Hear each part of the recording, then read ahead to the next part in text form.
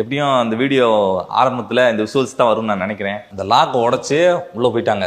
இந்த லாக் உடச்சி இது எப்படி உடச்சிருக்காங்கடா, இந்த கண்ணாடி இருக்குல்ல, இந்த கண்ணாடி அப்படி தூக்கி அதுக்குள்ளே உள்ள ஒரு ஆள் குதிச்சு, உண்மையிலே சொல்கிறேன், திருட்டு பைய கூட இப்படிலாம் யோசிக்க மாட்டாங்க. அப்படியே வாங்க உள்ளுக்குள்ள கம்ப்யூட்டர் எல்லாத்தையும் தூக்கிட்டாங்க. இங்கே 2 சிஸ்டர் இருந்துச்சு, எடிட்டிங் சிஸ்டம் இங்கே 2 இருந்துச்சு. தூக்கி துப்புராக இருக்குது. ஆஃபீஸே வந்து அப்படியே ரொம்ப க்ளீனாக இருக்குது. அது கேமரா எல்லாத்தையும் பிடிங்கிட்டு போயிட்டாங்க. கேமராலாம் மேம் வந்து இன்னும் கொஞ்சம் 2 எக்ஸ்பிளனேஷன் கொடுப்பாங்க. ஆனால் கம்பெனிகளில் சர்ச் பண்ணுறாங்க அப்படின்னா அது எதில் டேட்டா இருக்கோ அதை மட்டும் எடுத்துகிட்டு போவாங்க, ஹார்ட் டிஸ்க் அது மாதிரி. ஆனால் இந்த தடவை என்ன பண்ணாங்கன்னா, முதல்ல 13 நாள் சார் கைதாகும் போது சர்ச் பண்ணி ஹார்ட் டிஸ்க்லாம் எடுத்துட்டாங்க. ஆனால் அதுக்கப்புறம் திரும்பவும் பரத் அவன் மேனேஜர் அவனை ஆஃபீஸ்க்குள்ளே கூட்டிகிட்டு வந்து மவுஸு, கீபோர்டு, கேபிள் கார்டு, இது மாதிரி சிஸ்டம் எல்லாத்தையுமே தூக்கிட்டு போயிட்டாங்க. அதுக்கப்புறமா சிசிடிவியை கூட தூக்கிட்டு போயிட்டாங்க. காவல் நிலையத்தில் சிசிடிவி இருக்காது போல். இந்த சிசிடிவி எடுத்து கொண்டு போய் அங்கே பொறுத்துறதுக்கு ரெடி பண்ணிட்டாங்க போல். ஏன்னா சிசிடிவி கேமராவை எடுத்துகிட்டு போய் என்ன பண்ண போகிறாங்க? ஐ திங்க் ரொம்ப வெறி பிடிச்சி இருந்திருக்காங்க போல இருக்குது. இவனை ஏதாவது பண்ணணும், இன்னும் பண்ணணும் அப்படின்ற கோவத்திலேயே கண்ணு மண்ணு தெரியாமல் ஏதோ பண்ணியிருக்காங்கன்னு நினைக்கிறேன். சரி, கம்ப்யூட்டர் வருமா வராதா ரிட்டர்னு? முதல்வர் விஜய் அவர்களுடைய நடவடிக்கையை பொறுத்தது. வணக்கம். இந்த அரங்கத்தில் திருப்பி உங்களை சந்திப்பேனான்ட்டு எனக்கு சந்தேகமாகத்தான் இருந்தது. சரியாக 6 மாதங்கள் கழித்து இந்த அரங்கத்தில் படப்பிடிப்பு நடைபெறுகிறது. இந்த அரங்கத்தில் படப்பிடிப்பு இன்றைய கடைசி 21 டிசம்பர் அன்று தான் அங்கே பல்லாவரத்தில் நாங்கள் குடியிருந்த வீட்டை இடித்து கதவை உடைத்து நான் கைது செய்யப்பட்டேன்.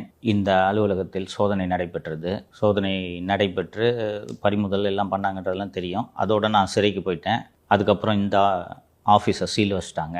தேர்தல் காலம் என்பதால் இடைவிடாது படப்பிடிப்பை நடத்த வேண்டும், எப்படியாவது திமுகவை வீழ்த்த வேண்டும். இந்த ஒரு உறுதியான நோக்கத்தோடு பல்லாவரம் வீட்டிலே வச்சு ஷூட்டிங் நடத்தினோம். மக்களை முட்டாள்கள் என்று நினைத்து கொண்டு ஷூட்டிங் நடத்துறதை நிறுத்தணும்னா ஜனங்க திமுகவுக்கு ஓட்டு போட்டு அப்பாவை திருப்பி ஆட்சியில் உட்கார வச்சுருவாங்க என்ற நம்பிக்கையில் வீட்லேயும் வந்து தொந்தரவு. அப்புறம் நீதிமன்றம் பிறப்பித்த சில உத்தரவுகளின் காரணமாக எனக்கு ஒரு வினோதமான நிபந்தனை விதிக்கப்பட்டது. சக குற்றவாளிகளோடு பேசக்கூடாது அப்படின்னு. சக குற்றவாளிகளோடு பேசக்கூடாதுன்னா எல்லா கேஸையும் நான் தான் அக்யூஸ்டாக இருப்பேன். அப்போது ஷோவை வந்து மாலதி கூடையும் நிதிஷ் கூடையும் பிரசாத் கூடையும் தானே வச்சு நடத்துறீங்க, அவங்கள சக குற்றவாளி ஆக்கிடுறோம் அப்படின்னு புதிய வழக்குகள். மாலதி சக குற்றவாளி, நிதிஷ் சக குற்றவாளி, பிரசாத் சக குற்றவாளி. அதுக்கு பிறகு ஆஃபீஸில் மேனேஜராக இருந்தவரை கூப்பிட்டு உட்கார வச்சு பேசினா அவர் சக குற்றவாளி. நிகழ்ச்சியில் அமர்ந்தவர்கள் அத்தனை பேரும் சக குற்றவாளிகள். நானும் விடலை, ஸ்டாஃபை தானே சக குற்றவாளி ஆகிற, புதுசாக கூப்பிடுறேன் என்று அதிமுகவில் பேச்சாளர்களாக இருந்த அற்புதமான இளைஞர்களை அழைத்து நிகழ்ச்சியை நடத்தி கொண்டிருந்தோம். சரி, இவங்கள வச்சு நிகழ்ச்சி நடத்துறியா, உன்னை கைது செய்கிறோம், மீண்டும் கைது செய்கிறோம் என்று கொஞ்சம் கஷ்டம் இல்லைங்க. ஆனால் இவ்வளவு சிரமங்களுக்கெல்லாம் பிறகு ஒரு மகிழ்ச்சி, திமுக வீழ்த்தப்பட்டது. அந்த ஐஸ்கிரீமுக்கு மேலே செர்ரி வைப்பாங்க, அதுபோல திமுக வீழ்த்தப்பட்டதை விட மிகுந்த மகிழ்ச்சி, மீண்டும் பொம்மை முதல்வர் என்று நான் வர்ணித்த அந்த மு.க. ஸ்டாலினை கொளத்தூர் மக்கள் வீழ்த்தி இன்று ஓய்வு பெற்ற அரசு ஊழியராக வீட்டில் அமர வைத்திருக்கிறார்கள். அதுதான் அந்த ஐஸ்கிரீமுக்கு மேலே செர்ரி. மீண்டும் எங்களோட சொந்த புலம்பலை சொல்லுகிறோம் என்று உங்களில் சிலர் நினைக்கக்கூடும். சொல்லுவோம், நாங்கள் பட்ட கஷ்டத்தை யாருமே படலைங்க.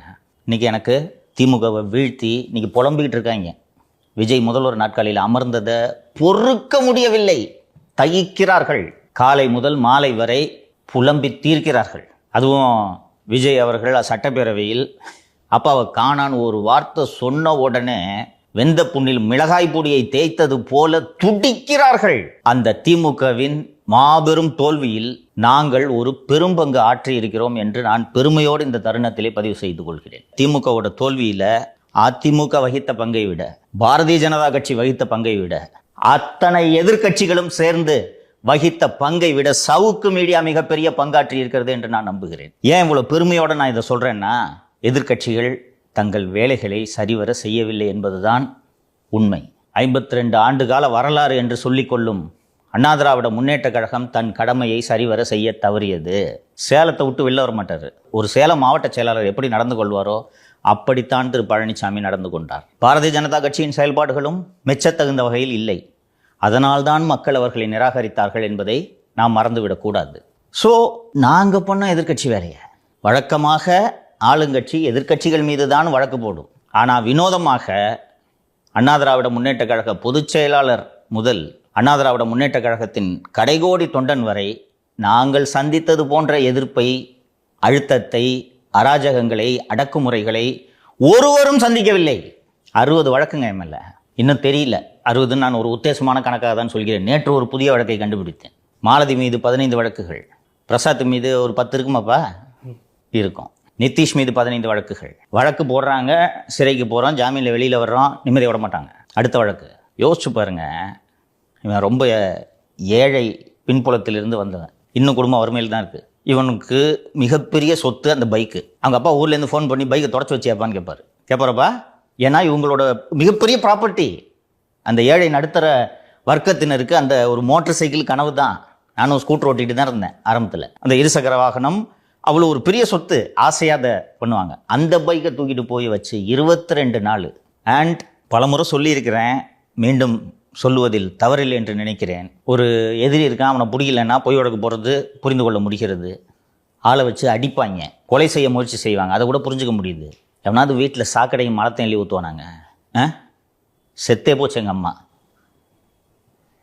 சாப்பாடு சமைச்சு வச்சுருக்காங்க டைனிங் டேபிளில், அதில் மலத்தை கொண்டு வந்து கொட்டுறான். அதையும் மீறி எந்திரிச்சு நின்னோங்க நாங்கள். அந்த வாடகைக்கு குடியிருந்த அந்த வீட்டில் சாக்கடையும் மலமும் ஊற்றப்பட்டது என்பது தேசிய அளவில் செய்தியான பின்னர் எவனாவது வீடு வாடகை கொடுப்பானா? 1 லட்ச ரூபாய் வாடகை தரேன்னு சொன்னாலும் எங்களுக்கு வீடு வாடகைக்கு தர தயாராக இல்லை. வயதான அம்மாவையும் கூட்டிகிட்டு எங்கே சுற்றுவோம்? எவ்வளோ நாள் ஹோட்டலில் தங்க முடியும்? அலுவலகம் கிடைக்கவில்லை. வேறு வழியின்றி சொந்த வீடு வாங்க வேண்டிய நெருக்கடிக்கு தள்ளப்பட்டோம். சொந்த வீடு வாங்கிட்டியா? விடமாட்டேன். எளிதாக சொன்னால் வாழவே விடவில்லைங்களே. நாங்கள் சந்தித்த துன்பங்கள் எல்லாம் விவரிக்கவே முடியாதுங்க, அவ்வளவு சிரமம். என் அக்கௌண்ட் எல்லாம் ஃப்ரீஸு, மாலதி அக்கௌண்ட் எல்லாம் ஃப்ரீஸு, கேஷை சீஸ் பண்ணிட்டு போயிட்டாங்க. செலவுக்கு பணம் இல்லை, எல்லா இடத்துலையும் கேஷ் வாங்குறது இல்லை, ஜிபே வேணும். ஸோ என்னோட உறவினர் தங்கச்சி பையன் பரத்னு வீட்டில் இருக்கிறாப்படி, அந்த பரத் பேரில் என் ஃப்ரெண்டை வந்து ஒரு 1 லட்ச ரூபா பணம் போடுங்க அவன் அக்கௌண்ட்டில், ஜிபே யூஸ் பண்ண முடியலன்ட்டு அவன் ஃபோனை வாங்கி அவன் அக்கௌண்ட்டில் பணத்தை போட வச்சு ஃபோனை வாங்கிட்டு பண்ணால் சிம்மை டீஆக்டிவேட் பண்ணுறாங்க. சிம்மை டீஆக்டிவேட் பண்ணுறாங்கன்னா என்னன்றது நீங்கள் தெரிஞ்சுக்கணும். இந்த இணைய மோசடி குற்றங்களில் ஈடுபடுவார்கள் அல்லவா, இந்த வயசானவர்கள் இந்த டிஜிட்டல் அரெஸ்ட் அது இதெல்லாம் பண்ணி, அதில் ஈடுபடக்கூடிய செல்பேசி எண்களை ஒரு போர்ட்டல் இருக்குது. அந்த போர்ட்டலில் இந்த நம்பரை அனுப்பிச்சிட்டோன்னா சர்வீஸ் ப்ரொவைடர்ஸ் ஏர்டெல்லோ ஜியோவோ அந்த நம்பரை டீஆக்டிவேட் பண்ணுவாங்க. அந்த நம்பர் டீஆக்டிவேட்டட், என் number deactivated, Malathi number deactivated, Prasad number deactivated, Nitish deactivated. என்னென்ன வழக்குகள், வினோதமான வழக்குகள். மாலதி மேலே SC/ST ஆக்ட் கேஸுங்க. தலித்து மக்களுக்கு எங்கே துன்பம் நேர்ந்தாலும் முதலில் இந்த மீடியா தான் குரல் கொடுக்கும். வேங்கவேலுக்கு நேராக சென்று வந்திருக்கிறேன், எங்க மேல SC/ST ஆக்ட் கேஸ். ஆனால் இது எல்லாவற்றையும் மக்கள் பார்த்து கொண்டிருக்கிறார்கள். இதே அரங்கத்தில் இதே நாற்காலியில் நான் அமர்ந்து திமுக தோற்கிறதுன்னு எத்தனை வாட்டி சொல்லியிருக்கேன்? நான் எல்லா சொல்லியும் சொல்லியிருக்கீங்க. மீண்டும் மீண்டும் சொன்னேன், நான் மக்களை நம்பினேன். திமுக மீண்டும் ஆட்சிக்கு வருவது இயற்கைக்கு முரணானது என்று நான் நம்பினேன். நடந்தது. அவர்கள் வாயாலேயே என்ன நடந்தது என்று அவர்களுடைய அனுபவங்களை, இந்த துன்பங்களை சந்தித்தவர்கள் சொல்ல வேண்டும் என்று நான் விரும்புகிறேன். பிரசாத் சொல்லுங்க. ஃபஸ்ட்டு வந்துட்டு எனக்கு மறைமுகம் மிரட்டல் விட்டது அந்த பைக்கு தான். பைக்கை வந்து ஃபஸ்ட்டு என்னோட பிடிச்சதுக்கப்புறம் நீங்கள் 22 நாள் வந்து கொடுக்கவே இல்லை. 22 நாள் நான் ஷோ முடிச்சுட்டு போயிட்டு வருவேன். வெயிட் பண்ண தான் சொல்லுவாங்க. இல்லை ஆள் இல்லை தரமாட்டோம் அப்படிலாம் சொல்ல மாட்டாங்க. வெயிட் பண்ணுங்க அப்படின்னு தான் சொல்லுவாங்க. நான் அங்கே தான் இருந்தேன், செந்தமஸ் மவுண்ட்டு போலீஸ் ஸ்டேஷனில் தான் ஒரு 22 நாள் அங்கே தான் உட்காந்துருந்தேன். அதுக்கப்புறம் தான் வந்து உங்ககிட்ட இந்த மாதிரி ஷோலெலாம் கேட்பீங்க, பைக் வந்துச்சா அப்படின்னு சொல்லிட்டு. வரவே இல்லை. அப்புறம் தான் நீங்கள் வந்தீங்க. வந்த பிறகு வந்து இப்போ தான் தெரியுது இந்த மாதிரி யார் பிடிக்க சொன்னாங்க. அந்த பைக்கை பிடிச்சிட்டு உங்களை கார்த்திகேயன் IPS வந்து உங்களை மீட் பண்ண சொன்னாங்க. அப்போ தான் வண்டி தருவோம் அப்படின்னு சொல்லி உங்கள்கிட்ட சொன்னாங்க. அதுக்கப்புறம் ப்ரெஸ் மீட் பண்ணதுக்கப்புறம் வந்து நான் பார்க்க முடியாதுன்ட்டேன். நான் என் கார்த்திகேயனை பார்க்கணும்? கார்த்திகேயனை என்ன வந்து பார்க்க சொல்லி என் பைக்கை தூக்கிட்டு போயிட்டு கார்த்திகேயனை நான் போய் பார்க்கணுமா? ஃபைன் கட்டியாச்சு, ஃபைன் கட்டால் பைக்கு கொடுக்க வேண்டியதானே. நான் இதுக்கு கார்த்திகேயன் IPS பார்க்கணும்? அதுவும் வண்டியை பிடிச்சதுக்கு எதுக்கு அவரை பார்க்கணும் அப்படின்னு தெரில. அதுக்கப்புறம் வந்துட்டோம். வந்துட்டு வந்த உடனே ப்ரெஸ் மீட் முடிஞ்ச உடனே வண்டி எடுத்துகிட்டு போங்கன்னு கெஞ்சினாங்க. அம்மாவுக்கு கால் பண்ணி சொல்கிறது, அது எல்லாம் நம்ம சுற்றி இருக்க எல்லா நம்பருமே எடுத்து வண்டி எடுத்துகிட்டு போங்கன்னு அவங்க சொன்னதுக்கப்புறம் தான் நம்ம போய் வண்டி வாங்கிட்டு வந்தோம். அதுக்கப்புறம் வந்துட்டு எப்போ பார்த்தாலும் ஆஃபீஸ் முடிஞ்சுட்டு வெளியே போகும்போது 2 போலீஸ் வந்து வருவாங்க. நீங்கள் ஒரு டைம் வந்துட்டு கோர்ட்டில் வந்து நீங்கள் அரெஸ்ட் ஆகிருவீங்கன்னு நம்பினாங்க எல்லாருமே, போலீஸ்காரங்க. அப்புறம் வந்துட்டு எல்லோரும் நம்பும்போது எல்லாருமே வீட்டை ரவுண்ட் அப் பண்ணாங்க. நிதிஷ் இருந்தால் நான் இருந்தோம். வீட்டுக்கு வெளியே வந்து போலீஸ் நின்றுட்டு இருந்தாங்க. கரெக்டாக நீங்கள் அரெஸ்ட் ஆனீங்கன்னா எல்லாருமே அரெஸ்ட் பண்ணலாம் அப்படின்ற இதில் தான் இருந்தாங்க. நான் அதுக்கப்புறம் வந்துட்டு இங்கே இருக்க வேணாம் அப்படின்னு சொல்லிட்டு மெட்ரோக்கு போய்கிட்டு இருந்தேன்.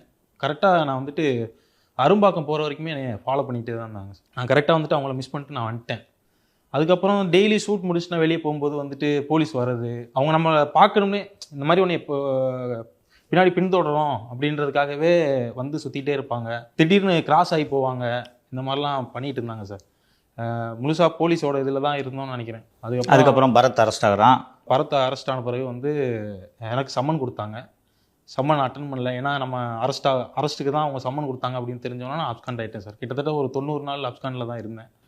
அப்ஸ்காண்டிங்கில் என்னென்ன கஷ்டம்லாம் பட்டீங்க சொல்லுங்கள். காசு இருக்காது, நான் ஜெயிலுக்கு போயிட்டேன், செலவு காசு இருக்காது, சம்பளம் வரல, எப்படி சமாளிச்சிங்க? தங்க வச்சுருந்தவங்க வந்து செலவு பண்ணாங்க. அதுக்கப்புறம் வந்து திடீர்னு வந்துட்டு போலீஸ் வந்துட்டு யாரை பார்த்தாலும் போலீஸ் மாதிரியே இருந்தாங்க. அதனால அவங்க வந்துட்டு அந்த ஒரு இடத்துல நின்று செக் பண்ணிட்டு இருப்பாங்க. சரி நம்ம பிடிக்கிறதா நின்றுட்டு இருக்காங்க அப்படின்னு சொல்லிட்டு திடீர்னு கேரளாவுக்கு போயிடுவேன். கேரளாக்கெல்லாம் போயிட்டு ரூம்லாம் தங்கலை. நான் ரூம்லாம் எடுக்கல.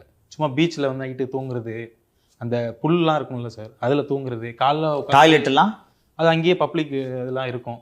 ஒரு 3-4 நாள் கழிச்சு தான் குளிக்கிறது. எப்பயாவது தான் அலோவ் பண்ணுவாங்க அவங்க.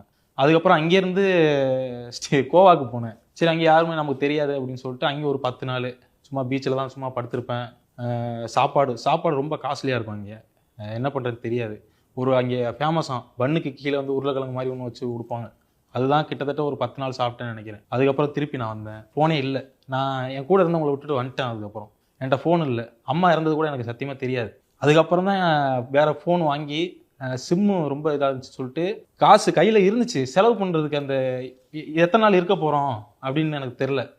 அதனாலேயே செலவு பண்ணாமலே அங்கேயே தான் இருந்தேன். அப்புறம் ஒரு ஒய்ஃபை எல்லாருமே ஃபோனை போய் கேட்டாவே ஒரு மாதிரி பார்க்குறாங்க. ஏதோ திருட வந்துட்டோம் அந்த மாதிரி பார்க்குறாங்க. ஒரு ஹாஸ்பிட்டல் கனெக்ட் பண்ணுங்க அப்படின்னு கேட்டால் கூட பண்ண மாட்டாங்க. இதுக்காண்டியே ஒரு 1000 ரூபாய்க்கு ரூம் எடுத்தேன் நான். ஒய்ஃபைக்காண்டி எடுத்து அங்கே போய் தங்கி அதுக்கப்புறம் தான் கான்டாக்ட் பண்ணும்போது தான் என்னடா இன்னும் சுற்றிக்கிட்டு இருற வாடா அப்படின்னீங்க. அவர் கமிஷனர் மாறினதுக்கு அப்புறம் இன்னும் என்னடா சுற்றிக்கிட்டு இருக்க அப்படின்னு நான் வந்தேன். அதுக்கப்புறம் தான் சார் வந்தேன். அதுக்கப்புறம் வீட்டுக்கே நான் காலே பண்ணல. வீட்டுக்கு வந்த பிறகு தான் எனக்கு என்னை சுற்றி இருக்கவங்களுக்கும் அவங்களுக்கும் என்ன நடந்துச்சு அப்படின்னு எனக்கு தெரிஞ்சிச்சு. என்ன நடந்துச்சுன்னு கொஞ்சம் சொல்லுங்கள். நீங்கள் 90 நாள் வெளியில் இருந்தீங்க. வீட்டில் என்ன தொல்லை சந்திச்சாங்க அவங்க?